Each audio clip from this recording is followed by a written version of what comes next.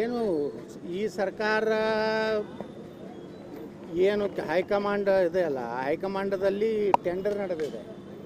D K Shivakumar ಹೆಚ್ಚು ಕೊಡ್ತಾರೋ, ಸಿದ್ದರಾಮಯ್ಯನವ್ರು ಹೆಚ್ಚು ಕೊಡ್ತಾರೋ.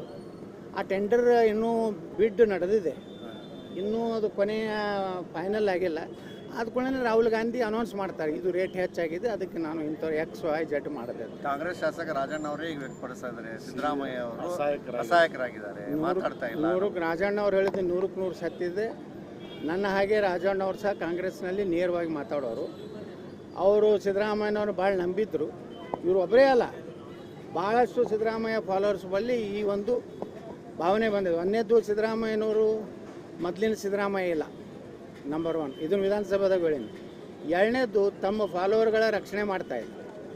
ಮೂರನೇದ್ದು, ಅವರು ಸಿದ್ದರಾಮಯ್ಯನವರು ಏನೋ ನಿರೀಕ್ಷೆ ಇಟ್ಟಿದ್ರು ಜನ, ಆ ರೀತಿ ಸರ್ಕಾರ ಕೊಡಲಿಲ್ಲ. ಇದು ಮೂರರಲ್ಲಿ ಸಿದ್ದರಾಮಯ್ಯನವರು ವಿಫಲರಾಗ್ಯಾರ. ಸರ್, ಬಾಗಲಕೋಟು ಆಮೇಲೆ ದಾವಣಗೆರೆದು ರಿಸಲ್ಟ್ ಬರೋಕ್ಕಿಂತ ಮುಂಚೆನೇ ಕಾಂಗ್ರೆಸ್ನಲ್ಲಿ ವಿಕೆಟ್ಗಳ ಮೇಲೆ ವಿಕೆಟ್ ಉರುಳ್ತಾ ಇದ್ದಾರೆ. ಇದರ ಅರ್ಥ ಕಾಂಗ್ರೆಸ್ಸು ಎರಡೂ ಕಡೆ ಸೋಲ್ತಿದ್ದಾನೋ ಅಂತ ಶುಭ ಸೂಚನೆ. ಆ ಶುಭ ಸೂಚನೆ ಸಿಕ್ಕಿದ್ರಿಂದ ಇವತ್ತು ಇದೇನು ವಿಜೇಂದ್ರನ ಪವಾಡ ಏನಿಲ್ಲ. ನಾಳೆ ನೀವೆಲ್ಲ ಹೊಡಿತೀರಿ, ಕೆಲವೊಂದು ಅದಾವು.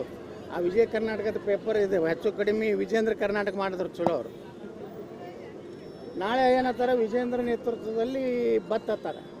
ಅಲ್ಲಿ ಸಾಬ್ರು ಕಾಂಗ್ರೆಸ್ಸಿಗೆ ಬುದ್ಧಿ ಕಲಿಸ್ಬೇಕಾಗೈತಿ. ಸಾಬರ ಜಗಳ, ಕಾಂಗ್ರೆಸ್ ಜಗಳ, BJPಗೆ ಲಾಭ ಆಗ್ತದೆ. ಇಲ್ಲಿ ಬಾಗಲಕೋಟ್ನಾಗಂತೂ ಗುರ್ತೈತಿ, ಅವ್ರು ಎಟ್ಟೆಟ್ಟು ಮಹಾನ್ ನಾಯಕರು ಬಂದರು, 8 ಜನ ಸೇರಿದ್ರು, ವಾತಾವರಣ ಹೆಂಗಿತ್ತು ಎಲ್ಲನೂ ಗೊತ್ತದ. ಅದಕ್ಕೆ ಕ್ರೆಡಿಟ್ ನೀವು ನಾಳೆ ಇವೆರಡೂ ಕ್ರೆಡಿಟ್ ಅವ್ರು ಕೊಡ್ಲಾಕತ್ತೇಳಿ ಸಾಯಂಕಾಲ ಎಲ್ಲ ಚಾನಲ್ದವ್ರು ಒಂದೊಂದು ತಾಸು ವಿಜೇಂದ್ರ ಇಲ್ಲದೆ BJP ನಾಶ ಆಗುತ್ತೆ ಅಂತ ಹೊಡಿಬೇಡ್ರಿ. ಈಗ ಅದೇನೇ ಬಂದರೂ ಹಿಂದುತ್ವ ಸೊಲಾಗಿ ಬರ್ಲಾಕತ್ತದ.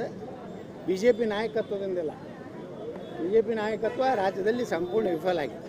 ಈಗ ಮಹಿಳಾ ಮಸೂದೆಯನ್ನು ವಿರೋಧ ಮಾಡಿದ್ರು ಸರ್. ನೋಡ್ರಿ, ಮಹಿಳೆಯರ ವಿರೋಧಿಗಳದಾರ ಅನ್ನೋದು ಇಡೀ ಜಗತ್ತಿಗೆ ಗೊತ್ತಾಯ್ತು.